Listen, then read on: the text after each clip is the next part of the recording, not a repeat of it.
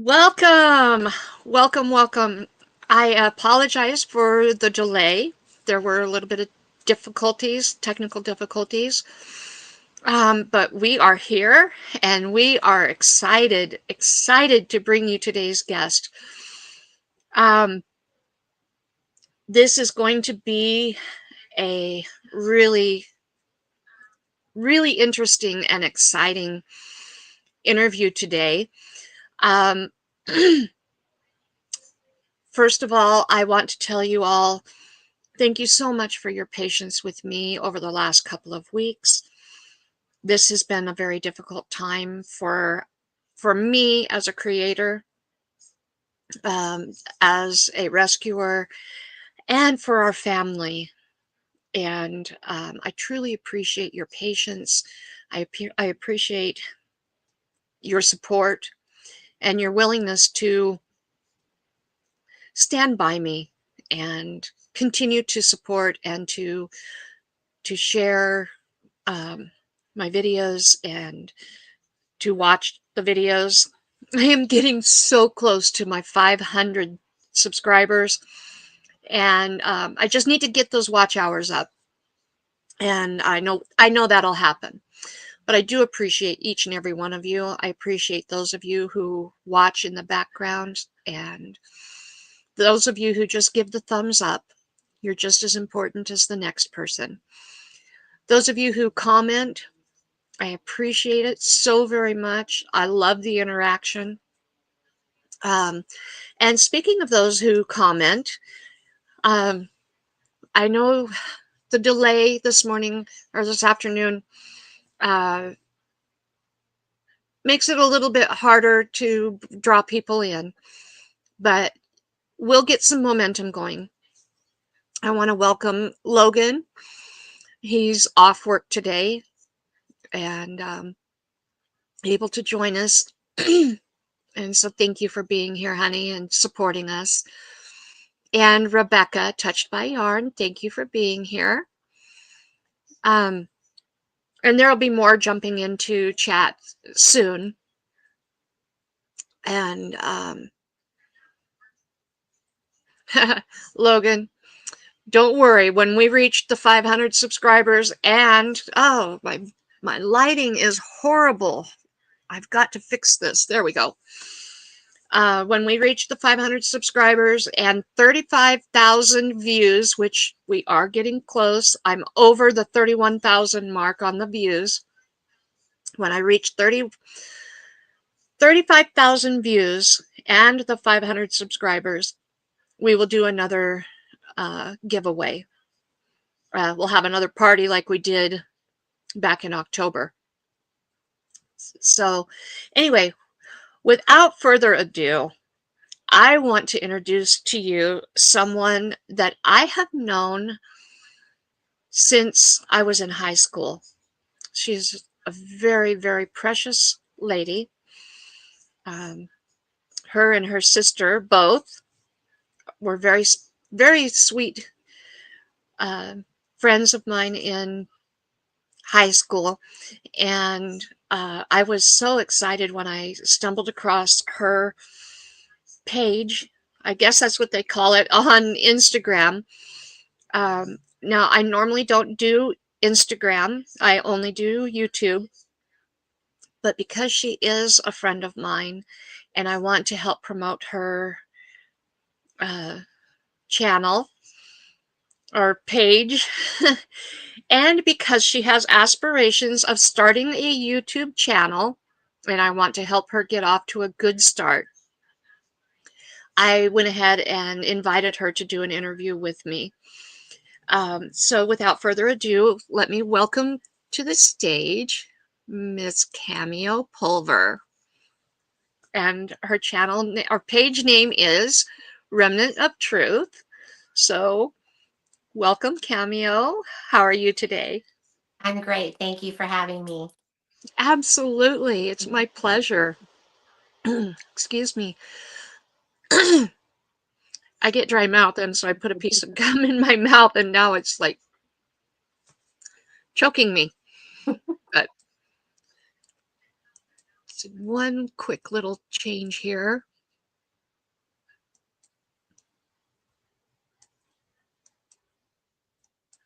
Um, okay, that should do.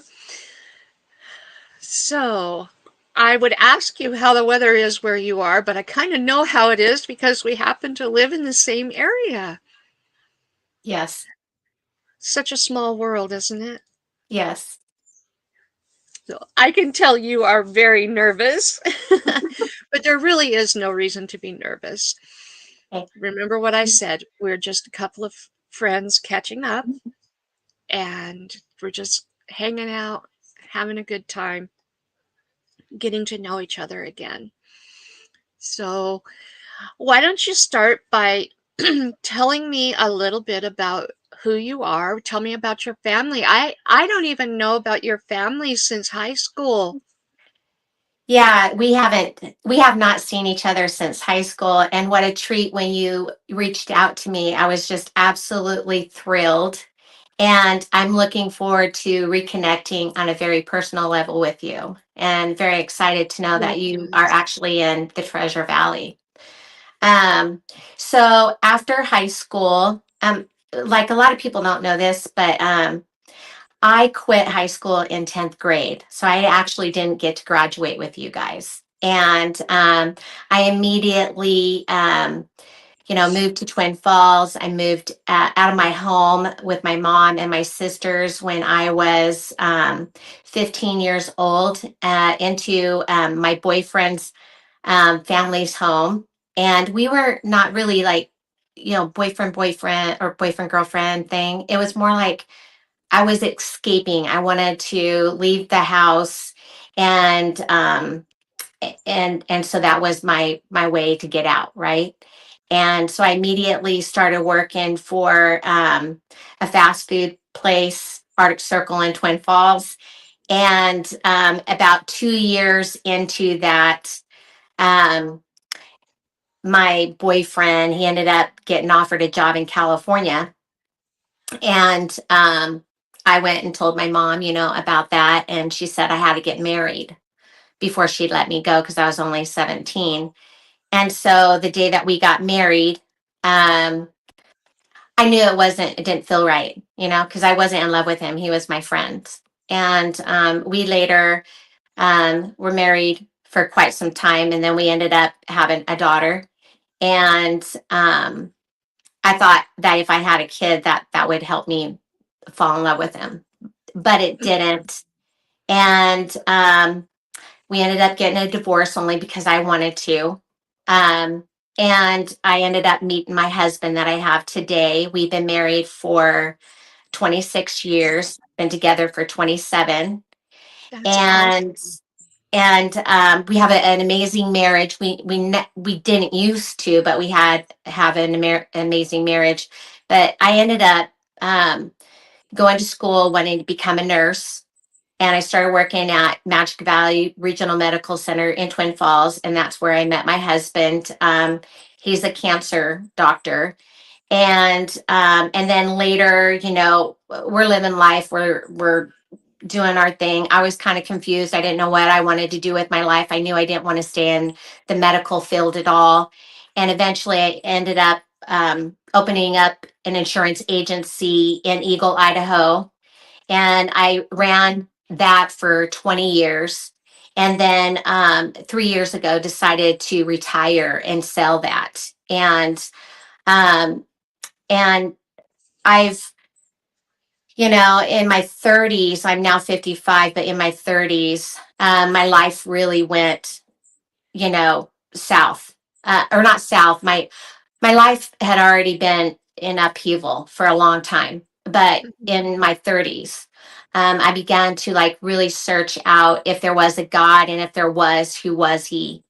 If he was real, because my life was starting to like really get complicated, and I just needed it to turn around for my life. And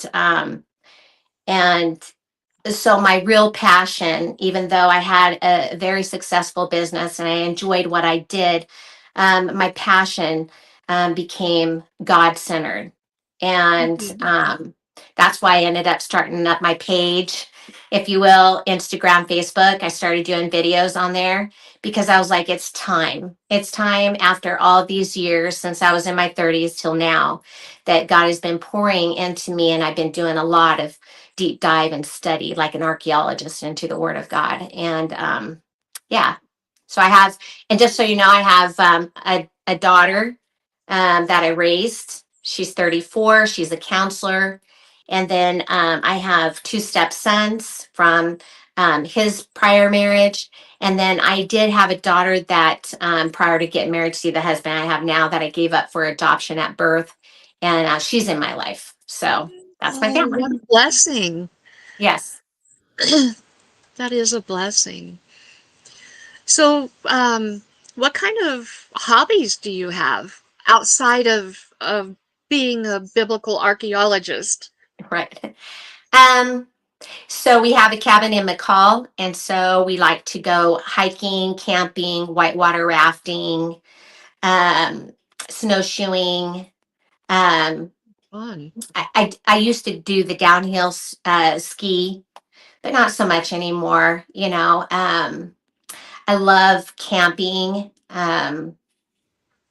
travel. Love to travel. Not too long ago, about 6 months prior to October 7th with Israel. I took my mom and my husband and we went over to Israel and enjoyed, there. And, so I like to travel too. So yeah, those are my hobbies. Very cool.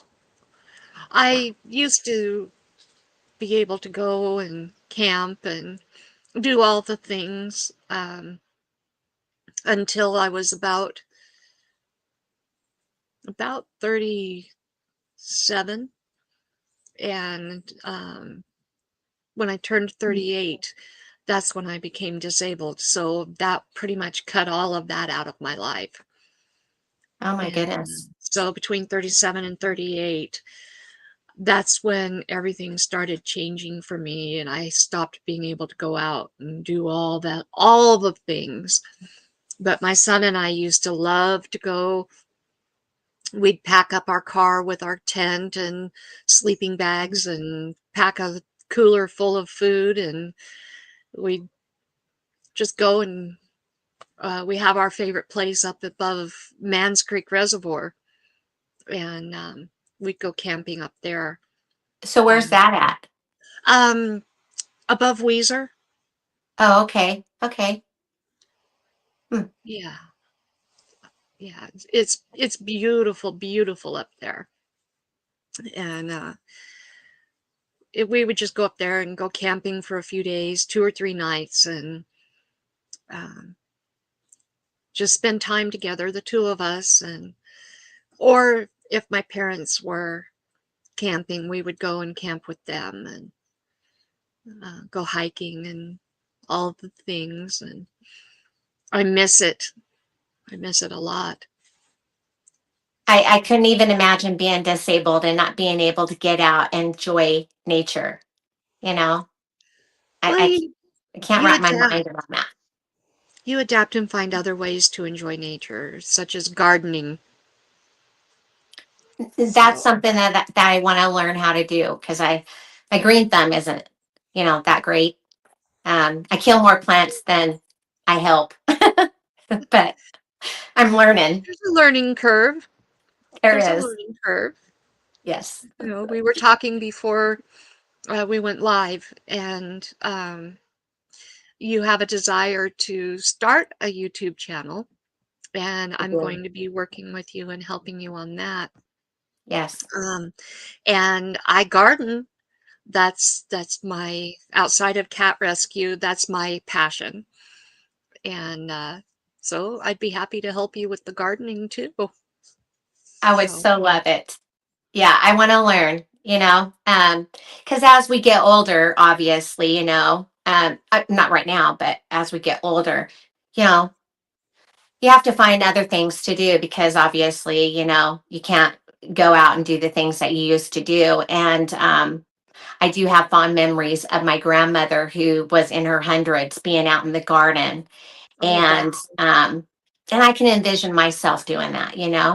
Um, Like that's kind of what you gravitate to as you get a little bit older or you're disabled. You can, you can focus on something like that. But if you don't know how to do it, then yeah. So I have this one plant in my house and it looked good for a long time. And all of a sudden it's just not looking good at all. And it's like, I don't even know what I did. It's It may not just, be anything you did. It might be root bound. yeah, or too much water and it just Too much has water water. rot. I don't know, but Yeah. I don't like feed it very often, but yeah, I just can't figure it out. And I'll pull up, I'll pull on a leaf to try to get it off there because it's dead, and a whole big root thing will just come out. And I'm just like, oh, that's Oh, not girl, good. it's not a problem. We can fix that plant. Guaranteed, we can fix that plant. Thank you. First thing, don't pull the leaf off, clip the leaf off, or Clip pinch it off. it. Yeah. Right. Oh my Oh, my goodness. lighting is so bad. Oh, let me try to fix it. There we go. I'm back Okay. out of the shadows. That's funny. Thank you Oh. for that advice. So, do you have any pets? I do. I have two dogs. One is a Porky, so she's Yorkie and a Pom. So she's pretty small, like Oh, 3 pounds, And then oh I have goodness. a Cavapoo. So it's a Cavalier mixed with a poodle. So a Cavalier is like Lady and the Tramp type dog with those long ears. Uh-huh. So cute, And I've Yeah. had a lot of animals over the years, like dogs, and he's my favorite. Like, he's the teddy bear of all teddy bears, and he's just so Oh, cute. So I'm a dog lover for sure.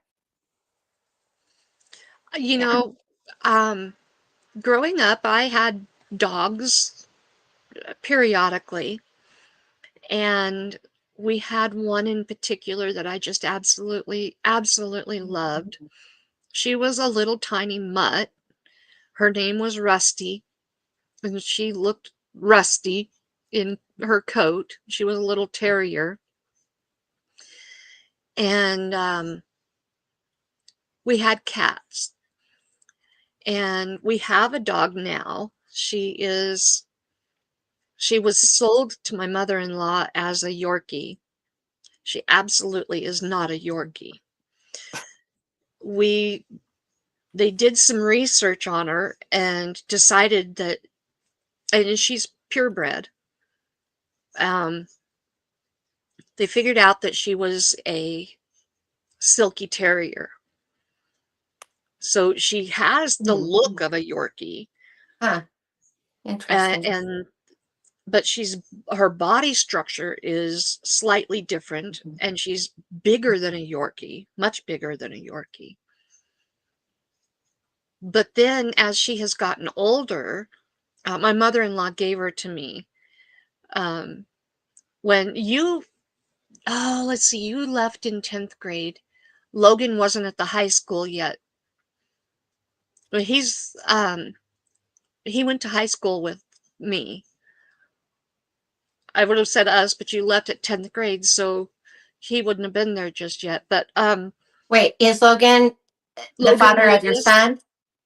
did you know Sean Lewis? Oh, okay. I don't know. You didn't know Sean Lewis, okay. Courtney Lewis and Sean Lewis were his older brothers. Oh, okay. And then Logan was the younger brother. Anyway, Logan and I met in my senior year and we dated. And then we were separated until he found me on Facebook it was like in early December of 2010. And then we talked we never missed a day. And then in April of 2011, I took the bus. I took Greyhound on my walker. I was using a walker at the time. I crocheted and sold my work to pay for this trip. And I took a bus all the way to Nixa, Missouri. Well, Springfield, Missouri. And they picked me up. And I spent 8 days with him and his mom and stepdad. And then I came back. And June 29th, he arrived here in Caldwell with our little dog. And 3 years later, on June 28th, we got married. Wow. So, Wow. Okay. That's pretty neat. yeah. But anyway, that's how we acquired the dog. Yeah. I know that you said that you're a cat lover, and I have had cats. I had one that I think was retarded. I mean, I've had cats, but this one, I was just like, if there ever was a retarded cat, this would be a retarded cat. It seemed like it was missing a few brain cells up top. And I told my husband, I was like, when we move to this one house, he'll be the first to like croak, because he's just dumb. And he ended up, yeah, sure enough, he couldn't survive. It was kind of sad, but he was my favorite cat. He was so fun, and I loved him. You know. Yeah. We have a cat that we asked the doctor, he was having symptoms. He was a rescue, him and his three siblings, and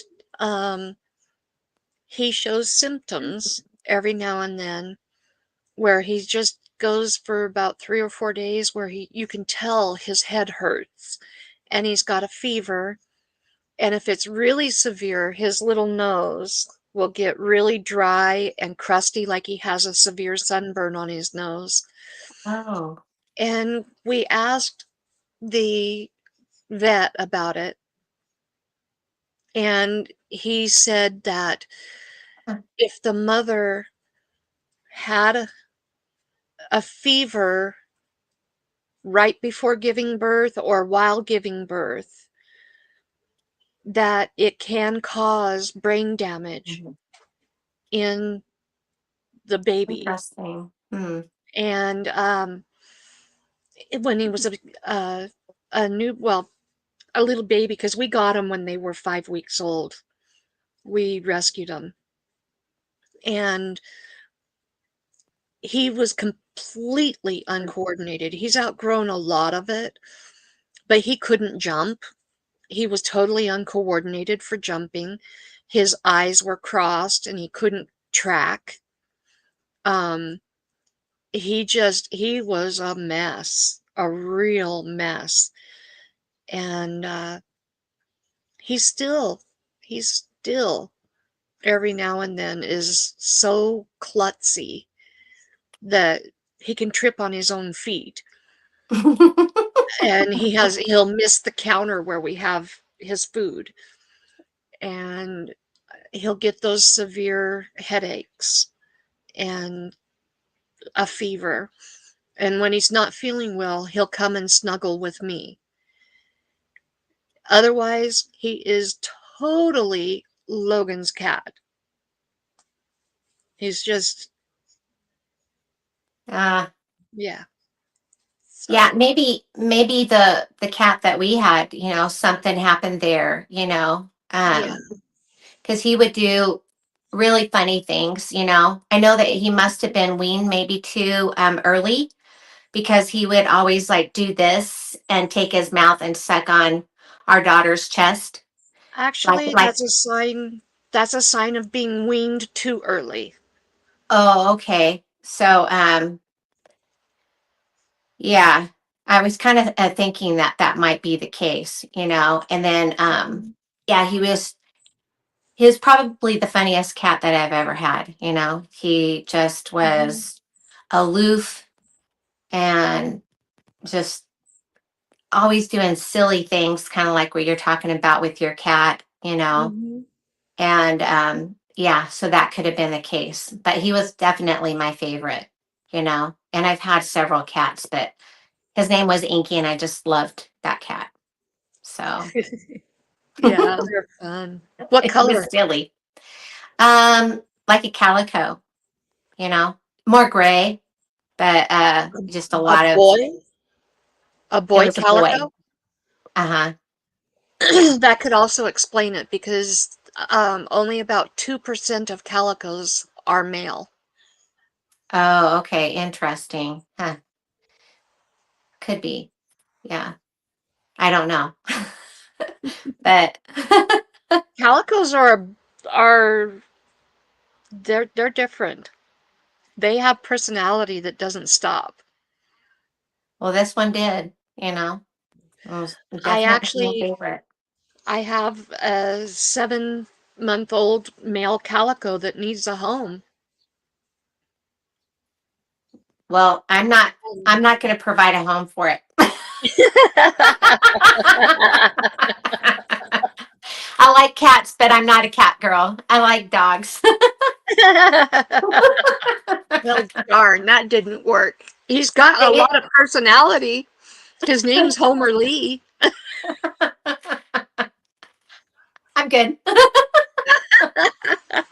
Well, I tried. Yeah. Oh, goodness. So, is there anything else you'd like to tell us about you or your family? uh, well, let's see. Um, I am a twin. Uh, Mhm.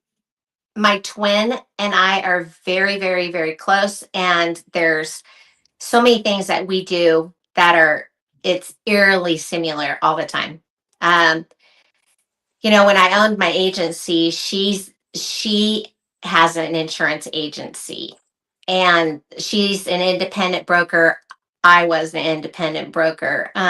We dealt with the same reps, and so the reps would come to our agency and they would say, "Hey, your numbers are this, your bonuses are this," and then they'd say, "What's crazy is that you and your twin are like $1,000 difference on your numbers."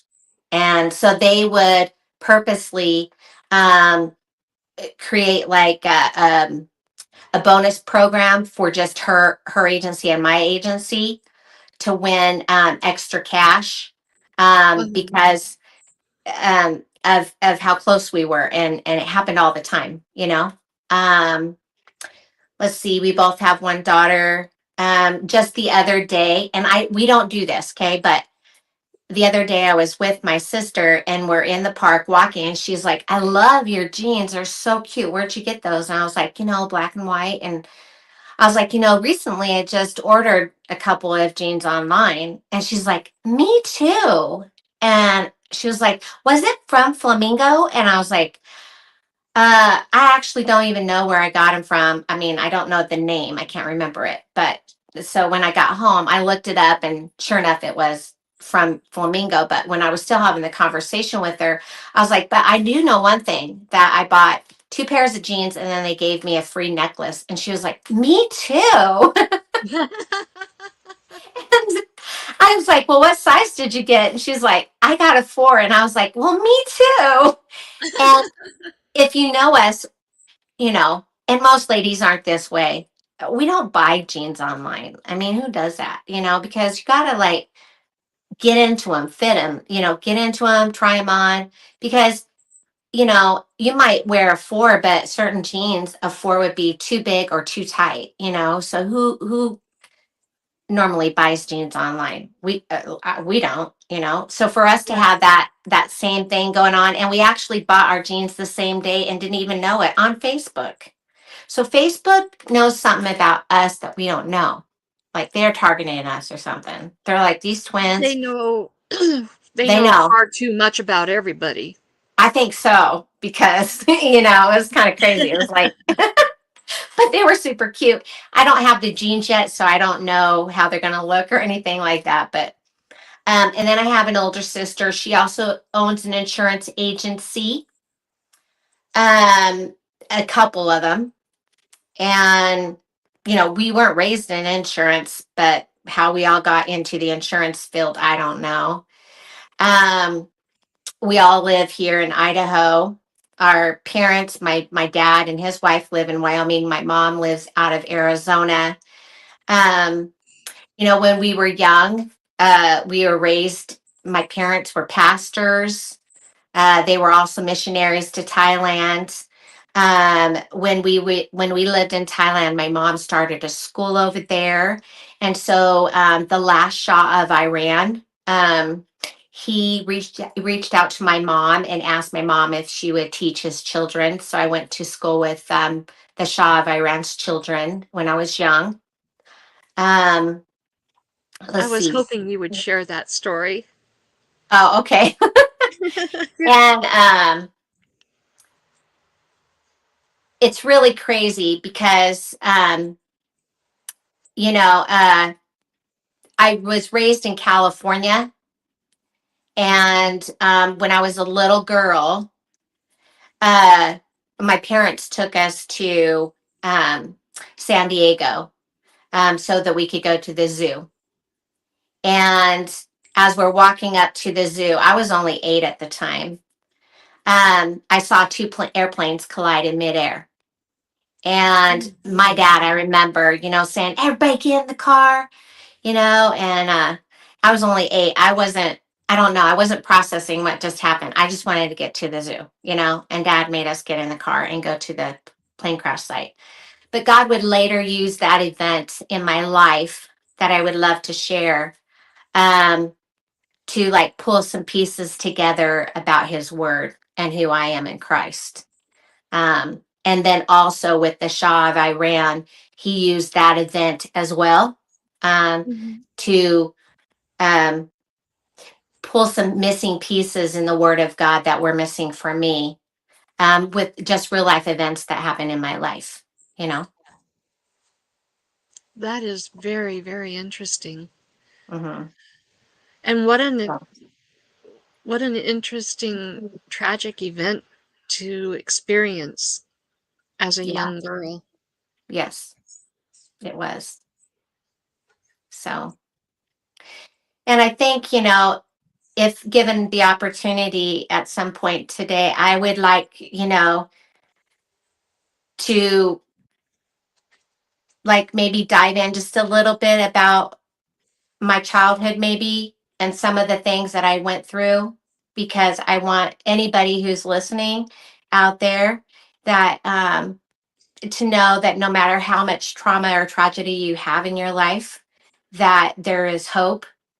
I'm living proof of it. So that's some of the Well, reason why I wanted to start a YouTube channel at some point. well, why don't we just take this moment? I'll go ahead and I'll make you big, and you just go ahead and. Whoa, wait a minute. That's not what I wanted to do. Let's go back over here to this. I'm still trying to figure this all out. Let's try this one and swap with you. There we go. Okay. That's, I don't think that's the one I wanted either, but nope, that's not it. I'll get it. I guess that's going to have to be the one. Okay. How about you just go ahead and share? Okay. So I started the Remnant of Truth, awaken, and prepare, because even though I was raised in a Christian home, I have a legacy of you know people in my family that have, like, I've got grandparents who have been pastors. My parents have been pastors. We were missionaries to Thailand. So I think a lot of people would think that I would know about God because I was raised in that, but I had no idea who God was. And my life, everybody saw this perfect family, but inside we were living a hell, a hellish life. Um, my father wasn't a good man, and but he portrayed it to the world that he was. And so, we suffered at the hands of our father, both physically, mentally, sexually, and eventually my father ended up going to prison, and he was sentenced there for 18 years. And that's when our families, my mom moved us girls back to Idaho where her family was. And I was troubled. I was a troubled kid. I had a lot of anger, suicidal thoughts. Um, my mom, I was angry with her because I felt like how could she not have known what was going on with us? How could she stay with our dad, who was what he was? And so I held a lot of bitterness toward her. And so I ended up moving out at 15 and thinking that, that would help, but it didn't. And I ended up getting involved in, I was working at Sizzler at the time. I had already been married to my first husband and got a divorce, and then ended up going and working for Sizzler. And this guy one day came to Sizzler and asked me out, and I didn't want to, go out on a date with him, but he just kept trying and trying and trying, and so I eventually decided, okay, I'll go on a date with you. And so we went out to his ranch, and he wanted to smoke some pot. And at first I was like, no, but I eventually caved and we did that. And then we started like dancing in his living room, and his face turned into my father's face. And I had never gone on a date with him. And so it was just the craziest thing. It was like I couldn't get that face off of his face. And I thought something was in this pot that I had smoked. But I ended up dating him for 3 years. And the third year, he became he started showing, signs that he just wanted different things sexually in our relationship. And that just bothered me. But I was so in love with him, I decided to do what he wanted me to do. But this one night, he ended up um, going out, and I was home with my daughter and his son, and I was putting his son to bed. And then I read him a book, and I went to turn off the light. And when I did, he said, please don't leave. I have nightmares. And so I said, well, tell me about your nightmares. So he started talking to me about them. And immediately I knew that they weren't nightmares. They were real, and that they were similar to things that were happening to me in my relationship with his father.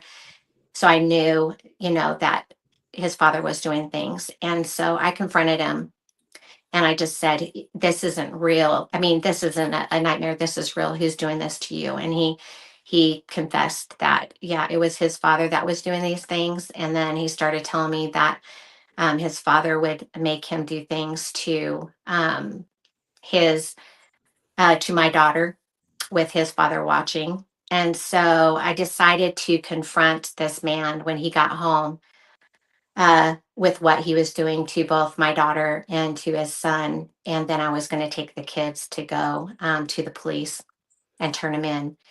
And I had his son confront his father at that moment too. And that wasn't a good idea.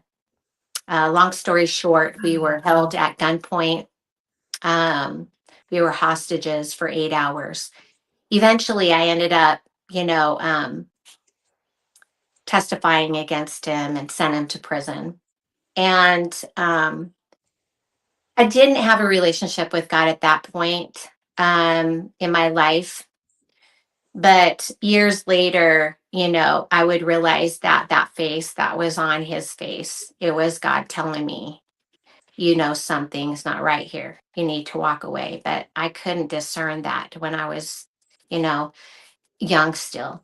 And during that time, because it was such a traumatic event, um, I ended up having a really good friend who I was going to school with, because we were both going to nursing. And I was telling her what had happened to me, and she was telling me a similar story, that her kids had just told her that they were being molested and that she was going to confront her ex because they had told her that the ex was doing this to them.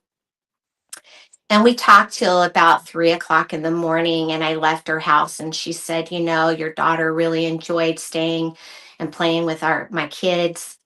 And I'm headed to Shoshone. We're going to be there for the whole summer. I want your daughter to come and hang out with us for a week.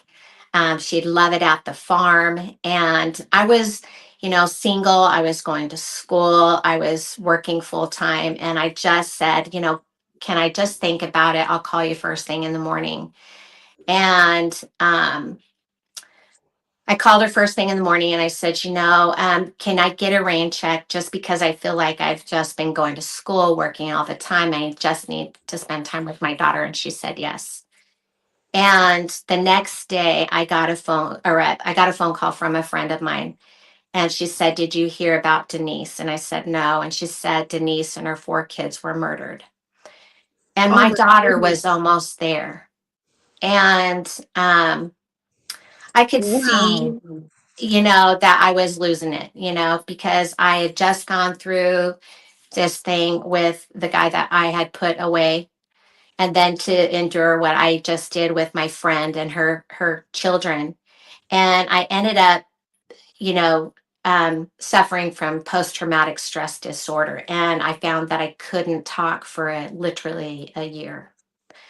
Um, and then I tried to commit suicide because I was just so desperate.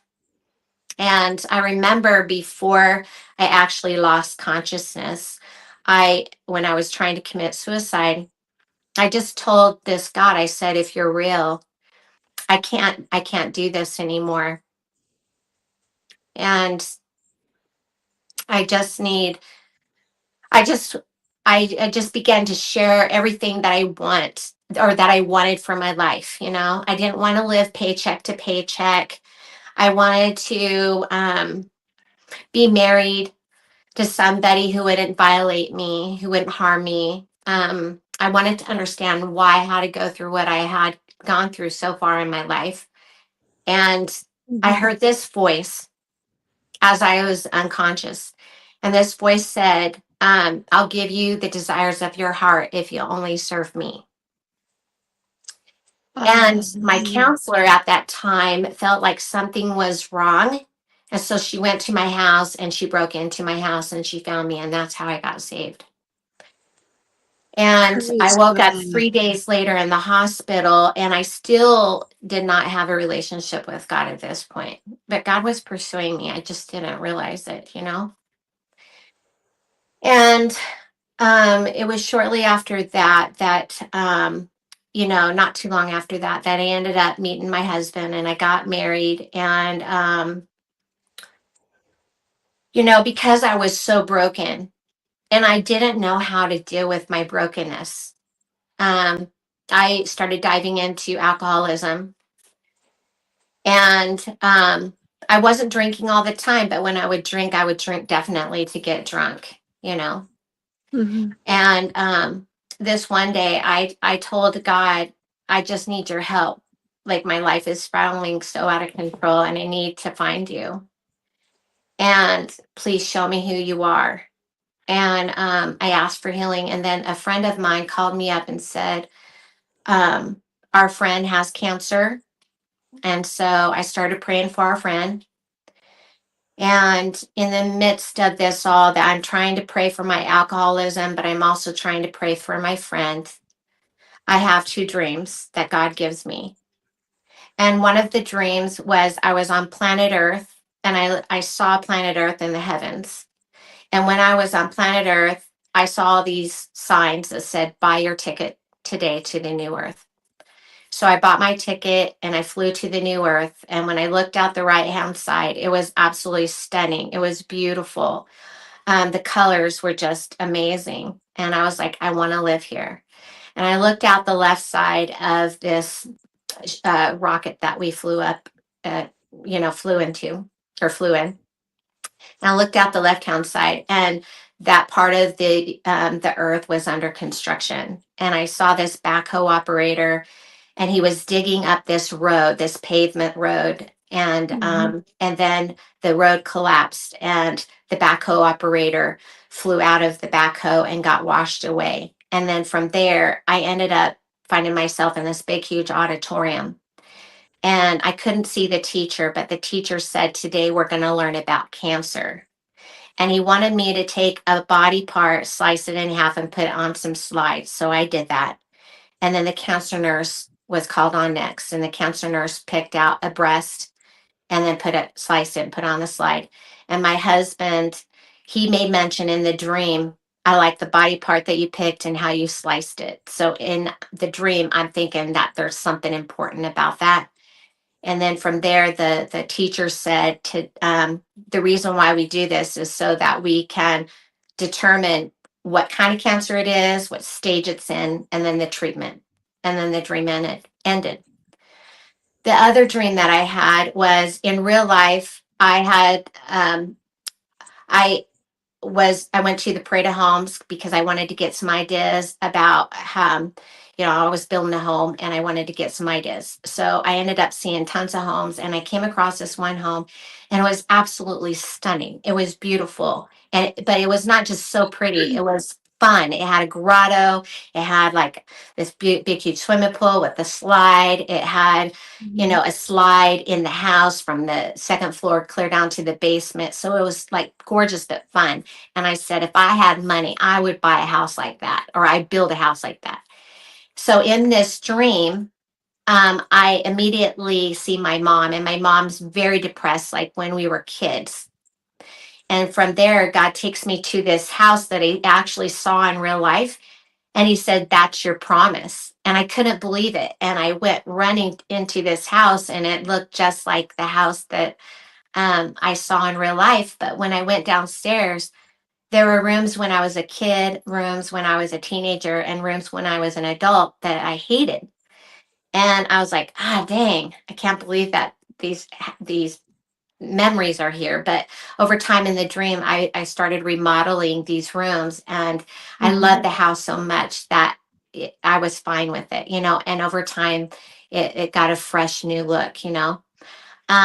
But so then from there, I went to where my mom was in her house, and I began to share with her what God had prepared for those who love him.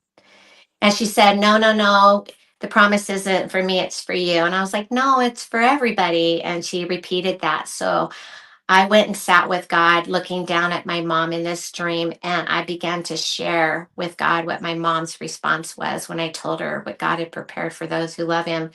And he said, the promise isn't for her, it's for you. So I couldn't believe it. And I repeated it again. He said the same thing. So when I woke up from that dream, I called my mom up and I was like, are you depressed? Because you look so depressed in this dream. And she started laughing, thinking I was crazy. Anyways, uh, several days passed, and it's now about 30 days I've been praying straight for my friend, but also for my alcohol. But I'm still drinking. My friend still has cancer. And I get this phone call, and my friend says, Rhonda's died. And I couldn't believe it. And so then half an hour later, I got another phone call. Rhonda's mom's died. And I was like, are you kidding me? And I still have anger. And I Yeah. remember at that point, I just said to God, I have called on you. I've asked for healing. And now she's dead, her mom's dead, and I still have alcohol. Like, teach me about healing. And so God told me that day, I'm going to give you the interpretation of both of those dreams I gave you. So he said the Earth one, where you're on planet Earth, that's currently you. And the Earth in the heavens, that's the new you. but half of you is absolutely perfect and stunning, needs no tweaking. But the other half of you, you've laid a road in your life that, wasn't very good. And so you're trying to dig up your past. And when you do, you get overwhelmed and get washed away. He said, what I'm going to do is I'm going to slice you in half. I'm going to put you on this slide and I'm going to determine what kind of cancer you have. And I'm going to come up with a treatment plan. And then the other dream, he told me that the mom in the dream was really me. And he told me to look in the mirror, and I did. And I had my mom's face on my face, that very depressed, sad look. And he told me that the house in that dream, it was going to be the new me, fun, beautiful, but that I have scars of my past, just like he has scars from his past, but they don't kill me. I survive. And from there, um, God told me alcohol was just my symptom. It wasn't my issue. But he told me we needed to get started now because if I didn't start with him that moment, I was going to be terminal. And it was Wow. from that day on that I began to take this huge journey with the Lord. And it was so profound. It was so amazing.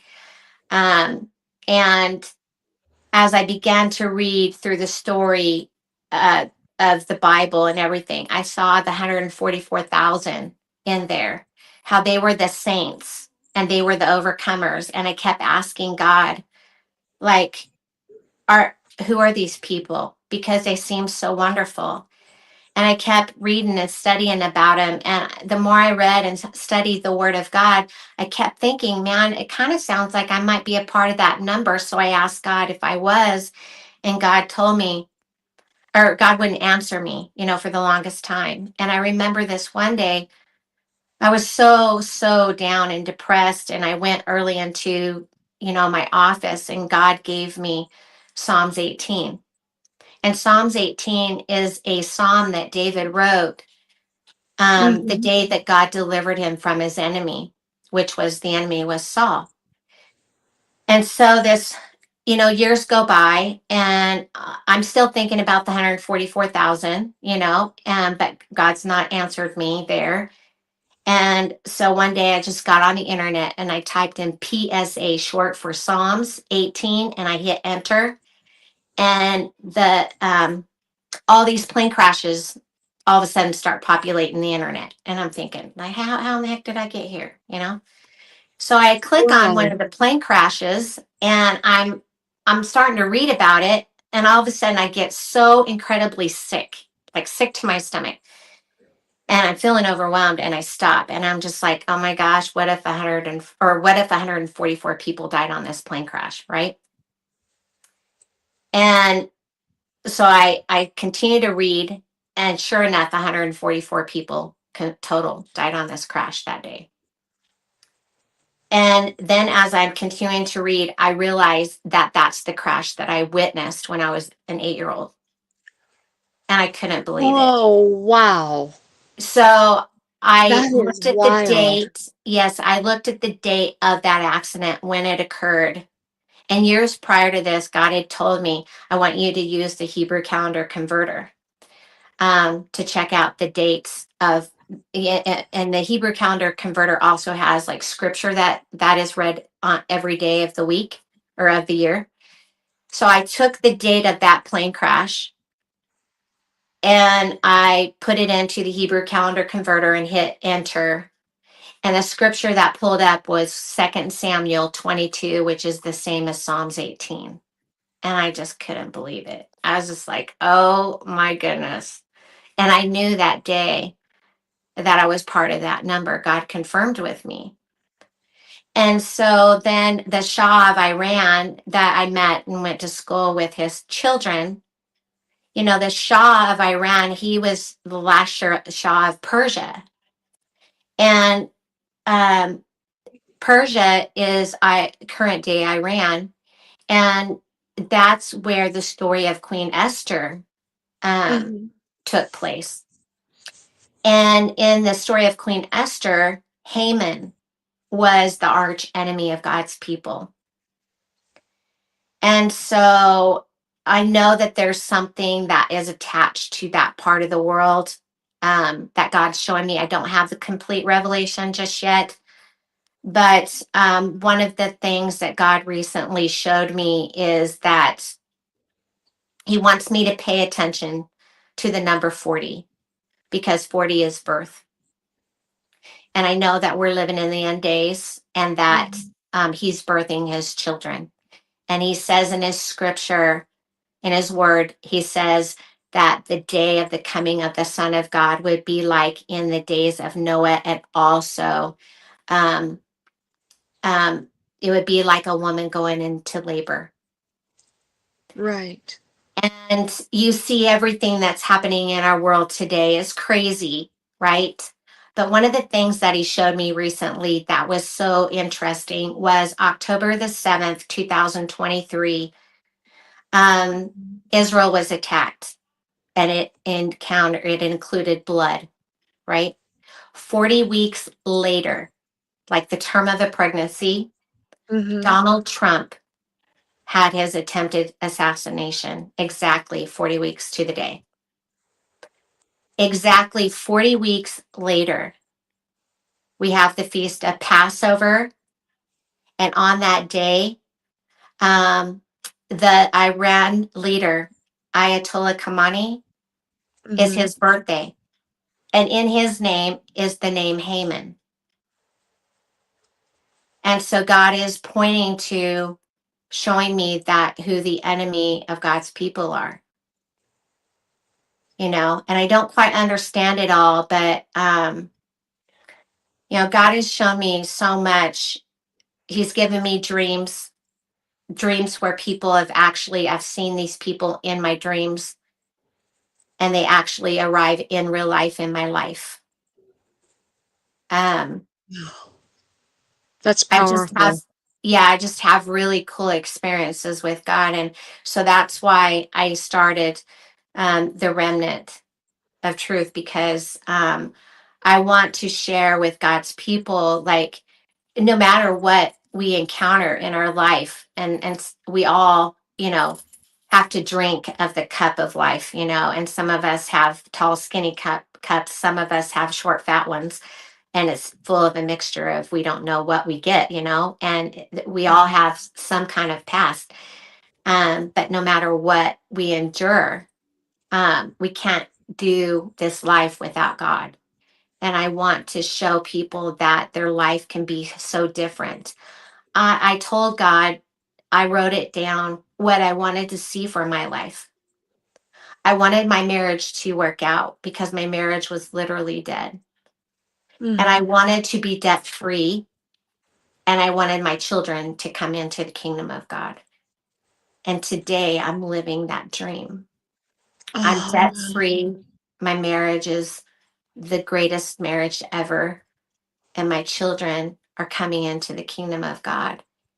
And so I want people to understand that, when we live a life that's not pleasing to God, and we're not living righteously before Him, we don't receive the protection from Him, and we don't receive the blessings from Him. But if we change, or if we surrender our life to Him, mm-hmm. then He will tear down our old self, our old nature, and then start rebuilding something very different in us, and then give us a future and a hope that is so everything that you dream of having, you know and Awesome. I want people to hear that message. And we are at the end days, and I believe that He's coming back in 2030, just some of the things that He's shown me, so we don't have much time. And there's a world of people that are hurting, and He's not coming back for Absolutely. a broken world. He's coming back for people that are wanting to get ready and to be refined. That's who He's coming for. And He wants people to come to him so he can heal them. So that's what I wanted to share. Thank you so much for sharing. Hmm. That is, excuse me, that is an incredible, incredible testimony. Thank you. And I know it wasn't an easy testimony to share. Mm-mm. Um, But if I could help one person out there, give them hope, you know? Uh, absolutely. yeah. Absolutely. And I've been the worst of sinners, like God showed me, you know. Um, I was the man of sin. And I was like, what, me? But man, I think I had a legion of demons in me, by the time God got a hold of me. I was just a wretched mess. I had an affair on my first marriage. I talked behind people's back. I lied. I had an abortion. I did drugs, alcohol. It just did everything, It wasn't right. Just But crossed boundaries I should have never done, you know. the But beauty of it is that when we confess our sins, mhm, God says that He remembers them no more. He right. tosses them from as far as the east is from the west, and He remembers them no more. We are the ones who keep bringing them up. Hmm. Yeah. And not just us, but Yeah. Satan himself. He'll use them as a weapon against us. And he knows the ones that are the most triggering for us, and he will throw them in our face. And then all of a Hmm. sudden, we're back to that. Oh my gosh, oh my gosh. Oh, I need to confess that again. I know I wasn't sorry enough. So, Father, forgive me. Right. What sin? Right. Yeah, I used I to don't do know that a what lot. sin. I used to do that a lot. I used to like never feel forgiven, and I don't know if it was my childhood or whatever, but I just couldn't. I just had to keep bringing up like, I'm sorry and I'm so, but I don't live that today. It's like that's not me. That was my past. Who I am today is like um very strong. Um I see the power in our words, so I avoid speaking things that are not life and I speak things that are positive. Even if I don't feel maybe at that very moment that I feel good or look good, I speak it that I am. And it makes a whole bit of difference. It's powerful. Um, the other thing that I want people to realize that I didn't know was when I was in the word of God, searching God out, I was like, um, everything you say in here, I'm going to call you on the carpet for it. Because if you say that you're going to do something, then I'm going to say, okay, then do it, you know, if you're real. Because I was trying to find somebody that was real.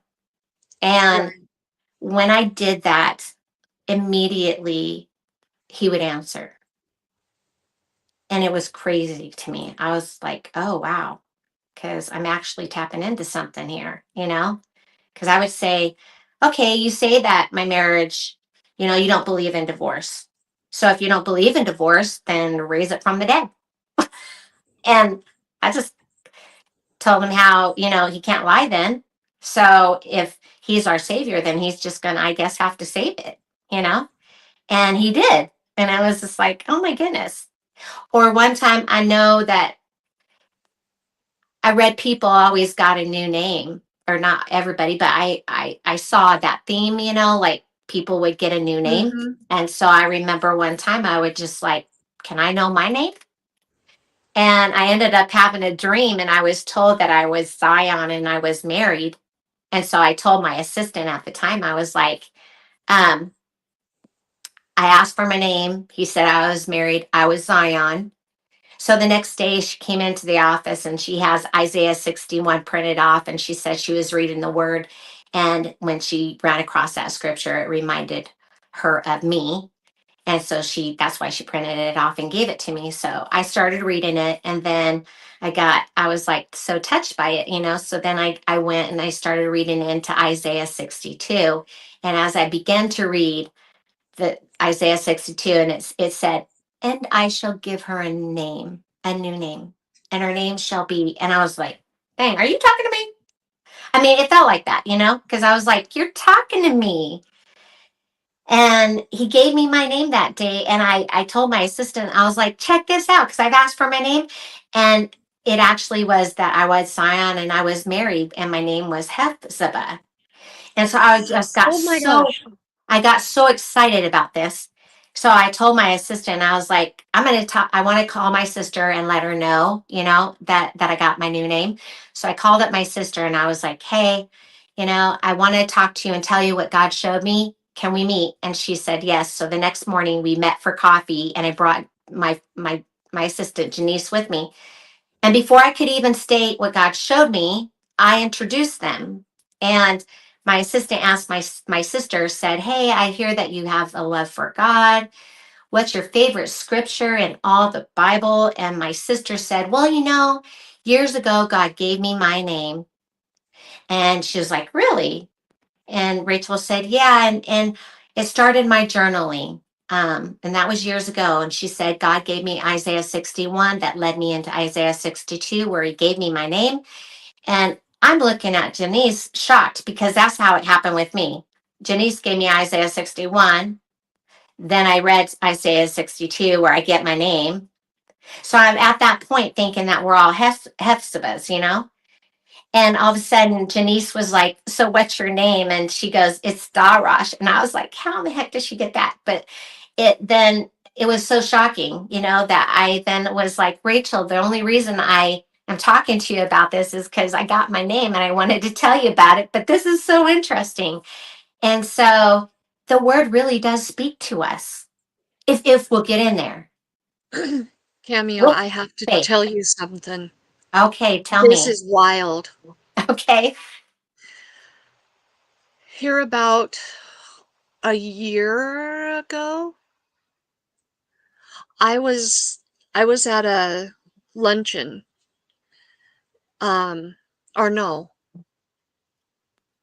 I was at a Bible class through my church, and I was talking with a couple, and I was just asking for prayer over a particular situation. And as they were praying over me, the wife was being led by the Spirit, and she was praying, and she gave a prophecy over me. And I've dealt with self-image issues my entire life, and so much of your story parallels with me. Not exactly, but in a way. And self-image has always been a problem for me. And as she prophesied over me, she prophesied and she said, or the Lord said through her, you will no longer be called Karma, you will be called Hepzibah. That's so crazy. See, this is how God works with me. This is crazy. This is such a divine appointment. This is just nutty, because I deal with self image. Well, not anymore. I did.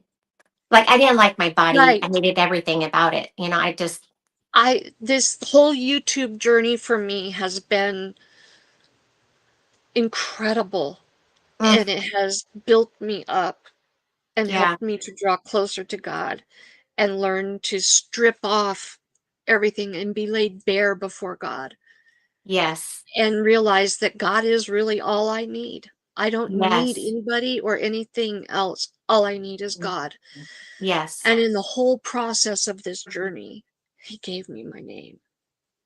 Oh my gosh. You know, the power of the name is really powerful, because if you read Isaiah 62, that's where the name's at.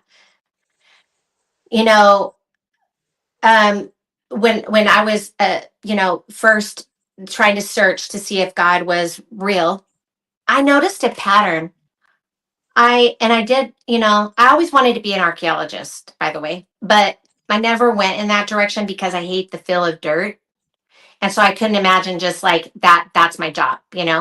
But later in life, God's allowed me to be an archaeologist of the word. So I dig into it deep and I just like go to town and do research.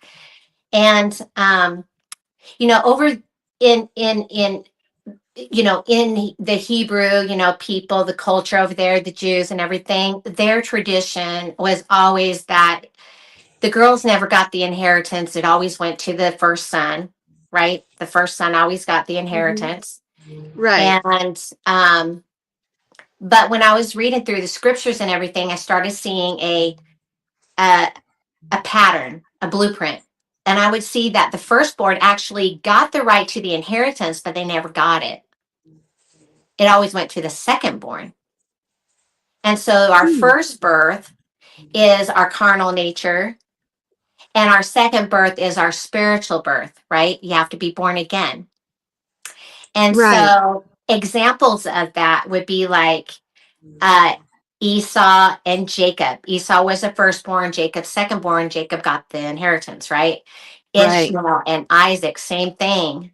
Hmm. Leah, it said that she was weak eyed, right? She was the firstborn. She didn't get the inheritance. It went to Rachel, and Rachel ends up birthing forth Joseph, which is a picture of Christ. And so the Isaiah 62, where our name is, it talks about how you will no longer be desolate. Desolate because we were the firstborn, but we played the harlot, you know, and we gave in to our self-image issue, and we allowed that to have dominion over us instead of us having dominance over it. But God Right. said, no, I'm going to do such a work in your life and remove all the cancer, the defilement, all of the yuck out of your life. And I'm going to transform you into Christ in you, the hope of glory. And I'm going to give you a new name. And your name means actually daughter of my delight. Hmm. And it's symbolic for, it says, your land will no longer be desolate, you'll be married. So you're My married name, to God. And also it says that you're Zion, the my bride of name, Christ.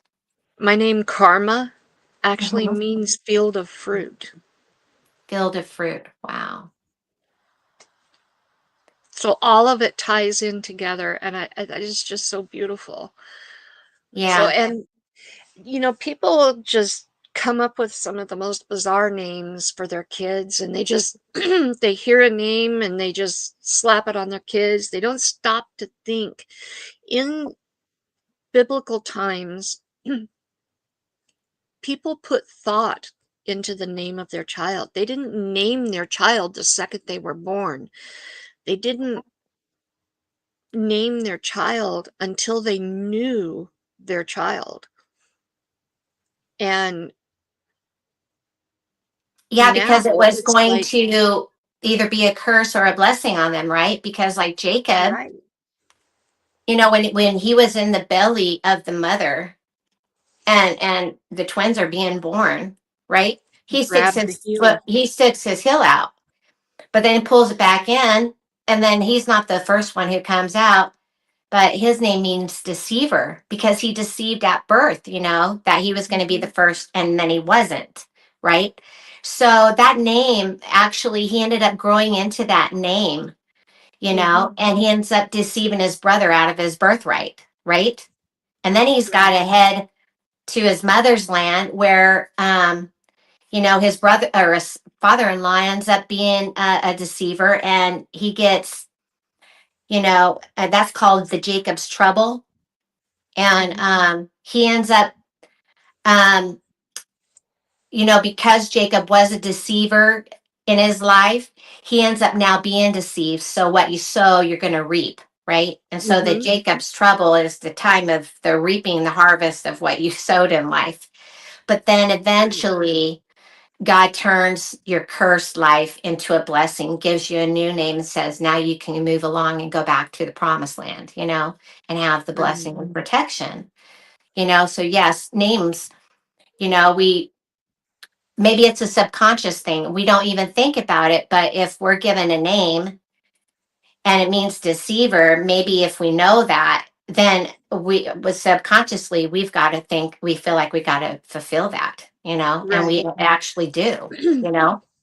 Right. The same thing with self-image, If we talk ourselves into that all the time, eventually we fulfill prophecy, We Right. actually start living that out, and not Well, what believe not seeing ourselves as anything but less than who we really were born to what be. you hear day in and day out is what you believe day Yes. in and day out. And so Mm-hmm. if you're being told, for in I'm using myself as an example, Sure. field of fruit, field of fruit. Every time somebody speaks my name, they're saying field of fruit, field of fruit. Then Right. eventually, at some point when I learn to believe that, I will be fruitful. Mm-hmm. I will be a Exactly. field of fruit. Yes. And I Yes. feel like I'm finally coming into my name. I feel like I'm finally at a place where I can believe in what I was destined to be, what I Yes. was meant to be. Yes. Um, but then you give a person a name, and I'm not I'm not picking on a person named Mariah, but Mariah means bitterness. Yeah. Yeah, that You sucked to have really that want name. your child to be bitter all their life? I mean, when you need Right. to stop and think about what you're calling your child for the rest of their life. Yes. Well, also, as God's brought this to my attention here recently, and it's been so eye opening for me. But you know how it says in the Bible that your sins will go down, fall to the fourth generation? Mhm. That's no joke. Okay. No, it's I not. mean, you look at Whitney Houston, right? Then look at her daughter. They died the same way.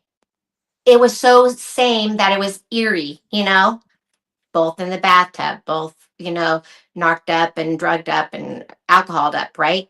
They both died the same way. You look at um, Elvis and how he died, and around the age that he died, and then you see his daughter following in that same footstep, right? Mhm. My mother was very, very, to a sick degree, codependent, and that sucker slapped on me. And then that sucker slapped on my daughter. And trying to get free from that big old giant was like, ah, oh my goodness, that was just intense. Mhm. So, but at the same time, when we choose to make a change and say, hey, I'm tired of this old identity, I don't want to be her anymore. I want to be this, somebody Right. completely different. And you take that step, then God says that He will bless your children to 1,000 generations. And so, even though that codependent identity slapped on my daughter because it got on me, now that I turned my life around, her life has totally turned around. And Right. so, and I'm seeing that the blessings are just as powerful, if not more powerful. Right. Right. So we have to be careful, you know. That's why it's important for everybody who out there who has kids and who's listening, like, you know, if not for the sake of you and you've lost hope and you don't care about your life, do you care about your kids' life? You know, and are you willing to be the first person that takes a step forward and says, because I love my kids so much, I'm willing to go through the fire to get cleaned up so that my kids can have a future and hope and my grandkids can have a Right. future and a Right. hope. And it's amazing what You know, God does. I don't want to I don't want people to think that just because you've named your child something that means Right. bitterness, since I used that example, that they're forever going to be bitter. You can Right. break that. You absolutely can break that. Yeah. That's not what I meant to imply. But Absolutely. names are important. And speaking of, I have been doing a study on my Thursday videos, which I feel so bad I have missed 2 weeks in a row on, but I will have a video this week. Whether it gets out on Thursday, I don't know, but I will get a video for you this week. I do a video. You're not aware of this, Cameo, but on Thursdays I have Thoughts for Thursday, and that's when I do my um, devotionals for my channel. And I've been doing a study on the names of God. Wow. And I have a book. I don't know if I have it. I don't have it right here close by, but it's The Peace and Power of the Names of God by Kay Arthur. And we're reading through all the chapters, and there's 15 chapters. We're right about halfway. And I had a video all recorded, and my microphone died 4 minutes into this 38-minute video that I needed to edit down. And so I lost the entire video, and I have to re-record it. But it has been fascinating to learn so much about our God, and all that he is for us. And it's been such a such a empowering release, really, Yes. to have a greater understanding of God and what he wants to be for us if we will just let him. Yeah. Well, on my Facebook, with my videos, as I was growing up, I, because I was raised in uh, a Christian home, we always were taught or told that, don't get the mark of the beast and don't worship the Antichrist and don't, and it freaked me out. I'm already like a little kid and I'm just constantly freaked out. And they'd have us watch tribulation movies and, oh, so I remember going to God when I first reached out to him and I was like, number one, I got to know who the mark of the beast or what the mark of the beast is. I got to know who the Antichrist is. I got to know this stuff. Like, I just got to know. Right. And in my videos, I expose who it is, what it is.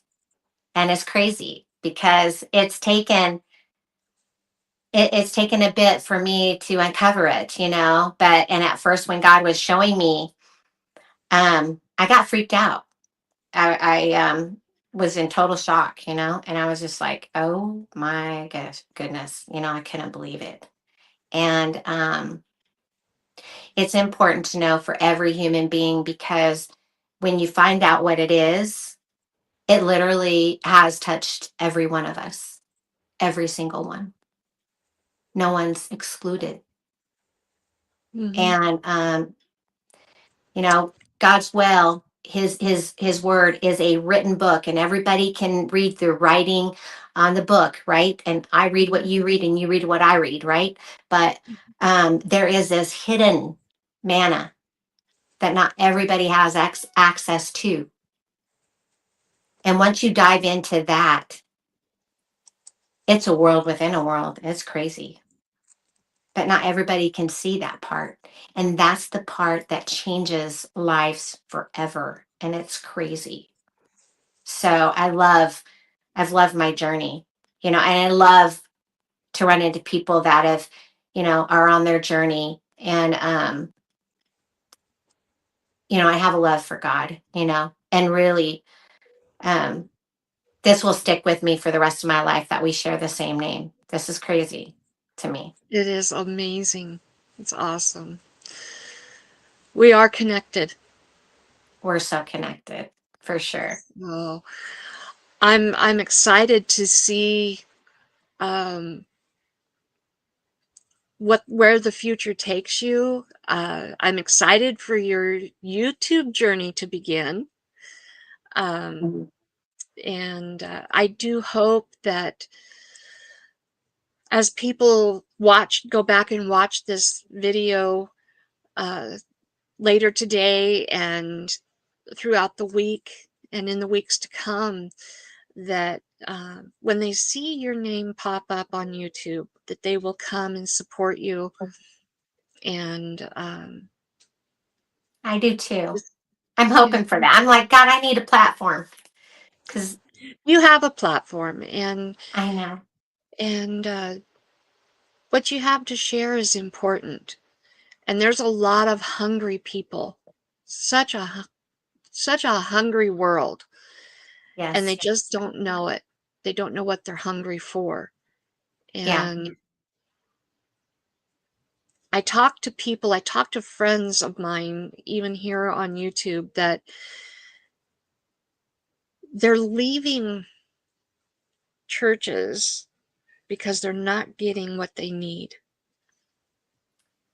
Yes. Because pastors are afraid to teach what needs to be taught. They want to tickle the ears.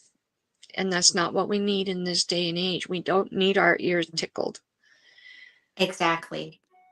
We Yes. don't need It's a dessert huge all the problem. time. It is a huge problem, you know, it's something that I focus on, with my videos as well. I talk about that. I'm very outspoken with the things that I'm seeing. I'm not afraid to call it out, because um, where does Satan go to deceive the people? It's in the religious Mhm, institutions. He mhm. comes as light, right? That's where he deceives the people. He's not going out there in the world and deceiving them because the world, they're already deceived, right? So food with Right. them. He's going into the religious system and he's twisting and deceiving a lot of people. And there's so much false information out there. And people got to be very, very, very careful because this is your life, it's your soul. Yeah. Um, you know, and if you're not going directly to the word yourself, I mean, it's okay to listen to people, but you Right. want to double check what they're saying. You don't want to just take them at Right. face value and believe what's coming out of their mouth. And that goes Um, right along with what Deanna is saying from Dee's Garden Adventures. And some churches are full of wolves in sheep's clothing. Also, more about the production they put on. yeah, it's pretty crazy. So, um, yeah, all of that ties into the mark of the beast, the Antichrist, all of that, like you're talking about. It Hmm. has everything to do with that. It's pretty crazy. But um,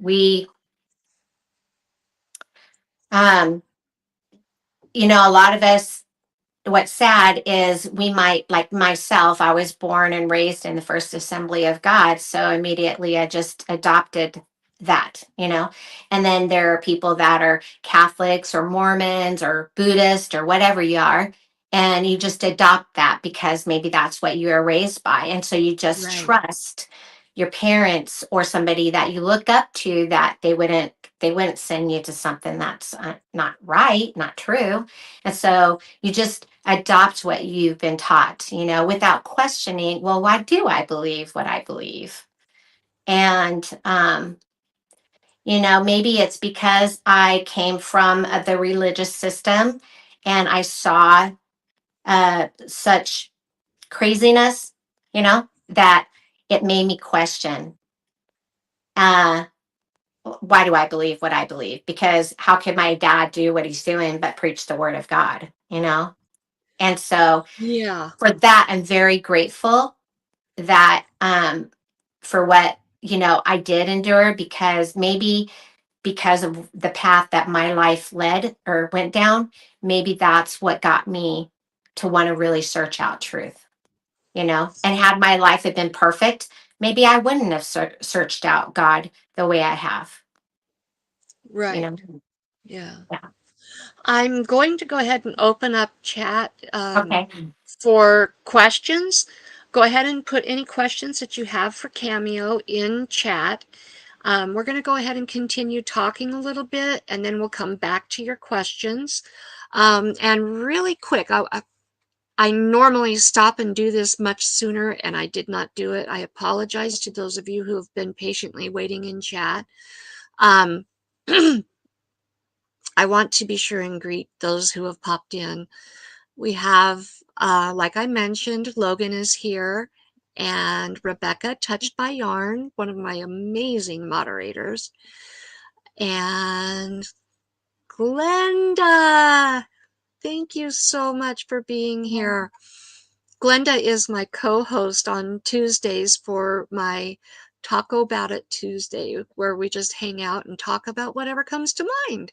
That's Lots and cool. lots of fun. Never know what's going to happen on a Tuesday. Literally never know. It's a lot of fun. And Izzy's Crochet Corner, thank you for being here. Jody Genealogy, thank you for stopping by. I appreciate that. And Ronson. Ronson is my son, and he's my administrative moderator, my tech guru, and just an amazing all-around guy. And let's see, who else do we have? Dee's Garden Adventure, aka Deanna, and Kevin from Tuber Chat, Connect and Grow.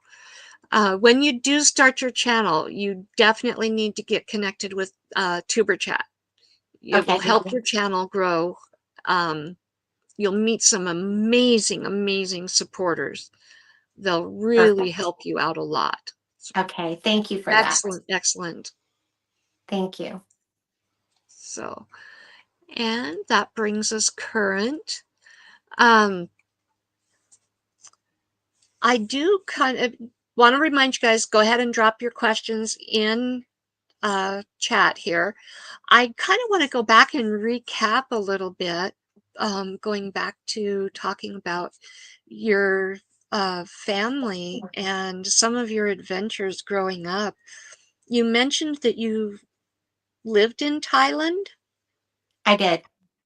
Okay, tell us a little bit about what that was like. Well, it's definitely third world, you know. They have heavy monsoons during their monsoon seasons. Um, when we were, we were 10 years old when we went over there, and they have the people over there. A lot of them have that they'll have their business where they're selling all their goods from their boat, and going through the waters and everything, like their fruits and vegetables and all that. So we had these skateboards, and we would put these boxes onto the skateboard, and then we would have a uh, a pole. Um, I'm spacing the name. But anyways, we'd have a pole, and we would scoot ourselves around the water and pretend like we were the boats selling our goods. How fun! And our next door neighbor had a monkey, and so we always played um that ball that I'm spacing it again, but on the table, I can't remember what it's called, but and it always beat us. Um It always had tons of bananas. If we ever tried to get a banana, it would get upset. It wore a diaper. my my mom and so my mom's mother, she ended up flying over there and was going to stay with us for just a couple of weeks. And while she was over there, my mom and my grandmother ended up getting robbed at gunpoint, and they stole everything. And my grandma had her purse with her, and she always kept every identity, from her social security card to her passport to her ID, everything in her purse. And so Oh she ended up wow! running into issues and stayed there for a whole year with us, which was a blessing. Um, let's see. Um, we had a couple of maids, and one of them was Nitnoy, and she was fabulous. She was an amazing woman. And her dream was always to come to the United States and study abroad over here. Mhm. Um, she was Buddhist, and when I was 10 years old, I led her to Christ. Oh, Um, wow. I always know her by Nitnoy. I don't know if that's her real name. I don't know. And so I've gone searching on social media to see if I can find her, and I have not been able to find her. Um, the food was very different. So that's why we had maids. They always cooked our meals for us. I remember the first time um, that we had a meal cooked by Nitnoy. It was a perfect fish that hadn't had a slice in it, nothing, but it was stuffed, you know? Mhm. And my dad, he was like, what the heck, So he talked to Nitnoy and he said, in our culture, we don't stuff a fish like with the guts still in there. And she's like, no, no, massa, no, I didn't do that. I took a device and went up its anus, pardon me, and pulled out all of its guts from there. And my dad was like, oh my goodness. Um, what an experience. Um, we had times where you would, if you ever went into a village and you ate with the people, they would say, and you'd be starving, and they'd say, what chicken do you want? And there'd be tons of chickens running around their village. And so you'd pick one, like the biggest one, and they'd just immediately grab that chicken, hang it over a fire, and start cooking it with everything in its innards and all of its feathers. And then you're wishing that you would have picked the littlest chicken. Oh my Um, goodness. they would have like rice balls and then dipping sauces. And so one time my dad, he just was getting into it and he was dipping his sticky rice into all these little dishes. And he was just eating it, and just loving it. And then he looked down and he saw one of the dishes of sauce moving, and it was maggots. Oh. So, and over there, if you don't eat their food, that's being disrespectful. So after Mhm. that, my dad would just kind of skim through the sauce. So it was a lot of fun. My dad built sound studios for PTL. My mom, like I said, started the school over there. Um, I've always had a desire to go back and just visit. Bangkok is where we live, to go see. I came away with knowing a couple of words of Thai that I remember. Mhm. Um, Nit Noi and Kap Kunka. Um, and other than that, yeah, it was an experience. That is really fascinating. Hmm. Uh, you've had some opportunities that so many don't even dream of. Yeah. Yeah, I would, my desire is I would like to travel a lot more. I have traveled quite a bit, but I would really like to travel a lot more. And like I had told you before we started, um, I, am working with a guy in Uganda right now who's an evangelist, and he wants me to eventually go over there to start going to the villages and speaking to the people about God and spreading the word of God over there. And so, I'm looking forward to all of that. But I'm praying about it because I'm like, I don't want to go in that direction if it's not God's will. I want it to be in complete alignment with God's will and, not my own. So, Right. We yeah. have our first question. Welcome in, Okay. Lynn. Lynn the Yoki Doki says, how do you pronounce your name? Cameo. There you go. Okay. I was known as Cammy as I was growing up. As I got older, I used my name Cameo, but I never liked the name Cameo because it sounded like an old lady, you know? So I always liked Cammy. I love Cameo. I think it's beautiful. Thank you. Yeah. That is. One of my favorite pieces of jewelry I got it when I was just a little girl. I think I was like maybe 4, 5 at the most. And in fact, it may have come from Avon. It was a beautiful, beautiful earring and necklace set of blue Cameo. Oh, interesting. Huh. Yeah, I've always loved the cameos. Well, that's cool. I've Yeah. only met one Cameo, and I actually, when I had my agency, uh, I had to call one of the corporate companies that I sent business to all the time. And the person, she was like, hello, um, man, this is such and such like company, can I ask who's calling? And before I could say what I was going to say, she said Cameo. And then I was like, how did you know I was Cameo? And she was like, I don't know your Cameo. I'm Cameo. I was like, oh, crazy.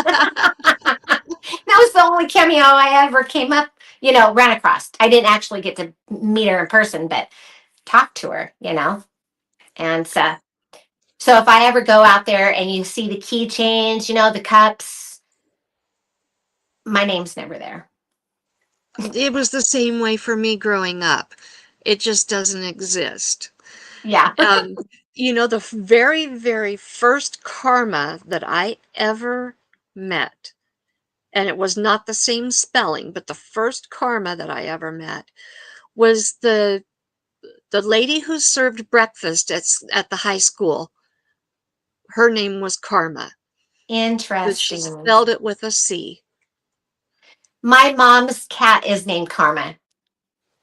With a K? Yep. Spelled just like yours.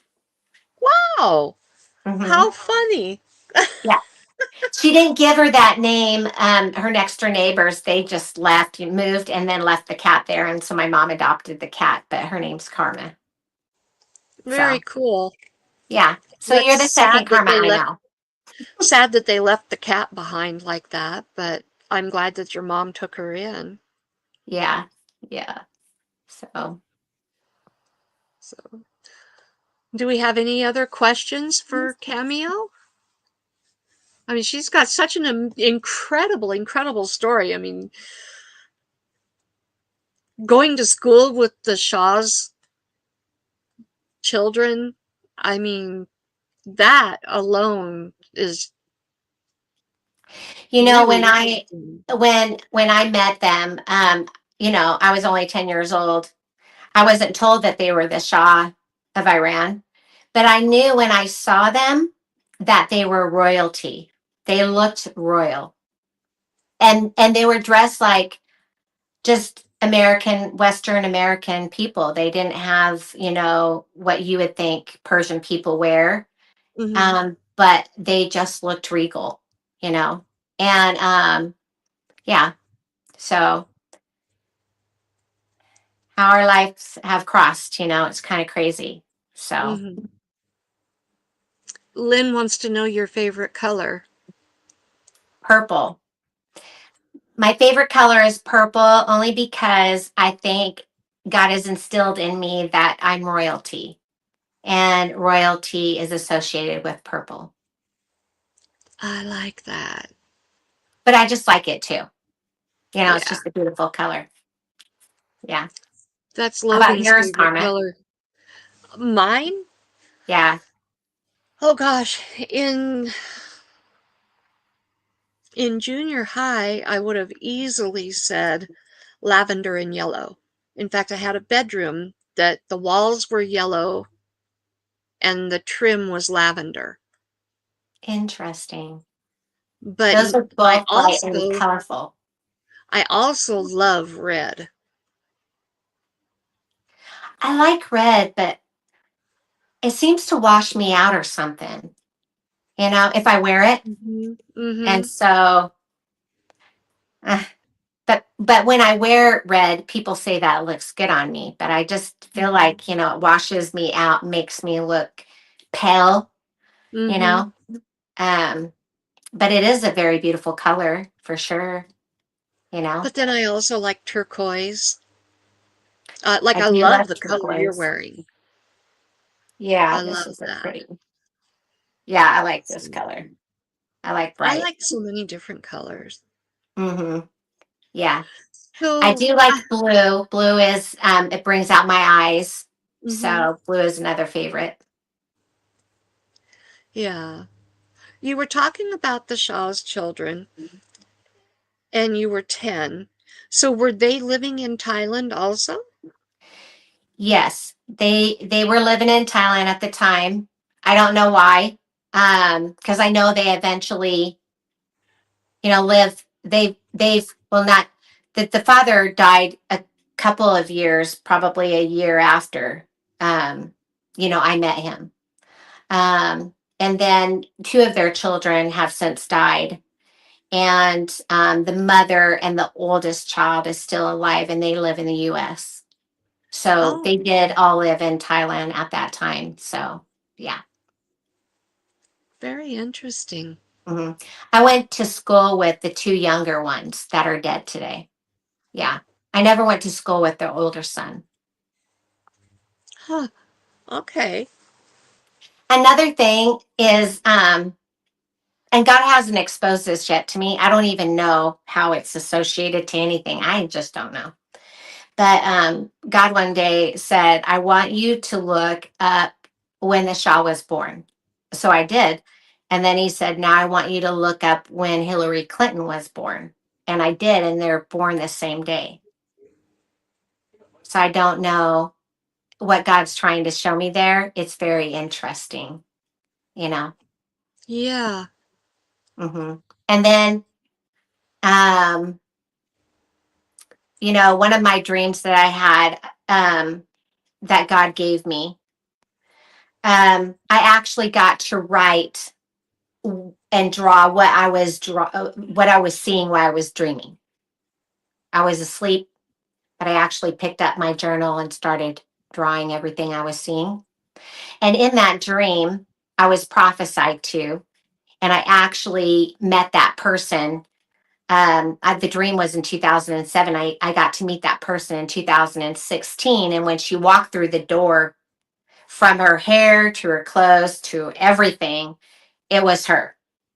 And when she walked in, she said, God says you have an appointment with him. And he says, you know what he's talking about. And I was just like, crazy. And she actually showed up on August the 9th of 2016. And God told me, I want you to check out how many more days are left of the year. So I checked, and there were 144 days left of the year.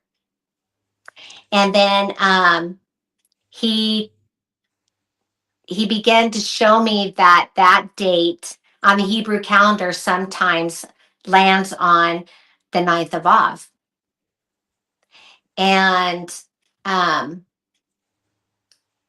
he told me, or so then I was having a conversation with my husband the next following year after I met her. And it was the same time frame the next following year, August 9th. And I was having a conversation with my husband because there was a lot of um, rockets being launched by Kim Jong Un. Mm-hmm. And so I asked my husband, I was like, do you think a nuclear could hit Idaho? And my husband was like, I don't know what you're talking about. And I was like, I don't know, like Nagasaki? And he started telling me the reasons why he didn't think so. And so I went to bed that night and I woke up at 3 o'clock in the morning and I started texting a friend and I was telling her about my conversation with my husband about Nagasaki and everything. And we were having a chat for about an hour. And then I said, we should go back to sleep because we got to work in the morning. So before we went to sleep, I pulled up Fox News. And right there on Fox News was Tillerson echoing warning to Kim Jong Un because he's doing the rocket stuff. And then above that, remembering Nagasaki. And I was like, that's weird. And so I looked up, and Nagasaki actually happened on August 9th. And it was August 9th that I woke up. And I had this conversation with my husband about Nagasaki. So then God said, I want you to go check to see when the first and second temple were destroyed. And they were destroyed during that time, the 9th of Av. And then I went and searched out more, and I come to find out, going thousands of years back and then clear forward to the days of Hitler, that on the 9th of Av, like for thousands of years, God's people were murdered in mass numbers during the 9th of Av. And that's exactly the very day that that lady showed up in real life and gave me my message, you know? And so I'm still trying to piece it all together, you know, and what Wow. nuclear has to do with everything. Um, Judgment coming, I don't know, you know. So if anybody's listening and you have dreams, or you have any information that you would like to share about that, that would be cool, because I don't know. Wow. Anyway. It's interesting. Hmm. Lynn, yes, Cameo does have children. She talked about her family at the beginning of the interview. um, and you can catch that by catching it on the replay.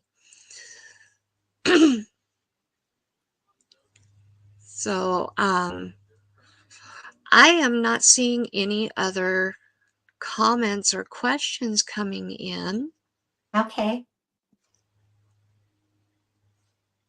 but is there anything else that you would like us to know, to be watching for, or Um, um, let's see. Uh, if you want to go to I don't have YouTube. I have Facebook, and I have video that I've put out there, and also on Instagram under Cameo Pulver Remnant of Truth. I just recently launched a video talking about an important date that God gave me, um, and that I want people to be paying attention to that date. And it's in 2030. That I feel that that date is going to be fulfilled. So if you're interested in hearing that, that would be great. I okay, want to get that message out to people. all right. Mhm. And I've offered to be a mentor to Cameo to help her get a YouTube channel started. And so be watching. And I will try to make an announcement when she's ready and help her Thank get you. that started. No idea when that will happen, but in whenever she's ready, then I will definitely help her get that channel launched, and so that you guys can follow her here on YouTube as well. And if you do have questions, please do drop them. I'm sure she'd be happy to talk about anything, her life there in Thailand, um, any of her other adventures, living with missionary parents, um, anything else like that. But I have thoroughly enjoyed reconnecting with you and um, catching up with you, and I look forward to more meetings with you and getting to know you again. And I would love to meet up with your sister as well. We'll make it happen. Thank you so much. Absolutely. So, um, as far as my channel in the next week or so, um, we did have a family emergency this last week. Um, things are still kind of up in the air. Um, so I can't make any concrete plans for the channel.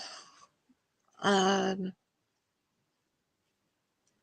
but as of right now, I will plan to do everything as I normally would. Just know that I may have to cancel last minute, Mhm. but I will do my best to put everything out on time and as planned. Um, well, thank you so much, Rebecca. Rebecca says, I am so grateful I have been here today to listen to her story. And we're Thank you for grateful to that. have you here. Thank you. So, Lynn, thank you so very much for the prayers. We really, truly appreciate it. Tomorrow is Taco About It Tuesday with Glenda from Grace and Fire. And that is at 3 p.m. Mountain, 5 p.m. Eastern. And like I said earlier, you truly never know what the two of us are going to talk about. It can go in any direction at all. And as you know, every month, Glenda and I do a giveaway, one for her channel, one for mine. And you never know when that giveaway is going to crop up. It could be this week, it could be next week, it could be at the end of the month, and you never know if it's going to happen at the beginning of the hour, the middle of the hour, or the end of the hour or two, depending on how long we run.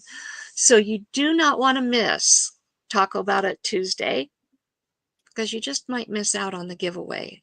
And you never know what it's going to be. It might be Idaho Spud Bars, or it might be a book, like Miss Rebecca won a book this last month. And so you don't want to miss Talk About It Tuesday. And then we will be continuing on with our series on the names of God for your thoughts for Thursday. I have some other videos that I'm going to be putting up here and there as soon as I can get them edited. I do have a video for the Survival Seeds 2025. Finally going to get that put up. It's only a couple of weeks old. And then I have a really fun video that I made yesterday. I went to Babby Farms, where Logan works, and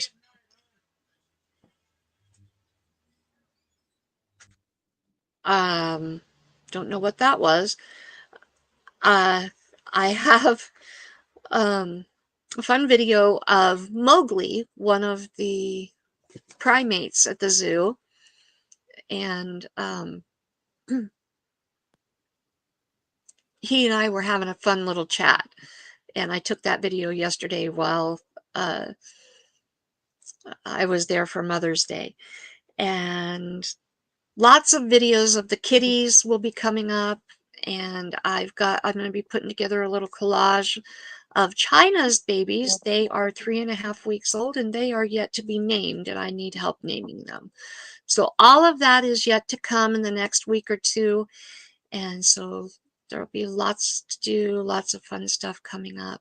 And I hope that you will stick around and help me out with my watch hours, please. I need my watch hours, and I still need at least 2 or 3 more subscribers to hit my 500.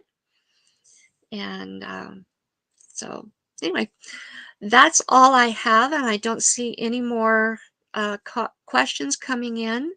So I want to thank Cameo for being here today and sharing her story with us.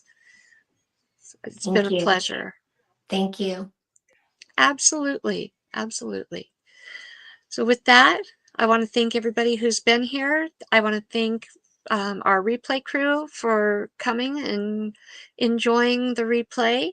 You are so very important. Please share this out. And if you are a creator who has content on your channel and you would like a chance to be here and have an interview for Meet Me Monday, please fill out the interview request form found in the About section on my channel and let me know that you would like an interview. and we will get you here on Meet Me Monday. Thank you for being here, everyone, and have a wonderful, wonderful week. God bless. See you next time. Bye, guys.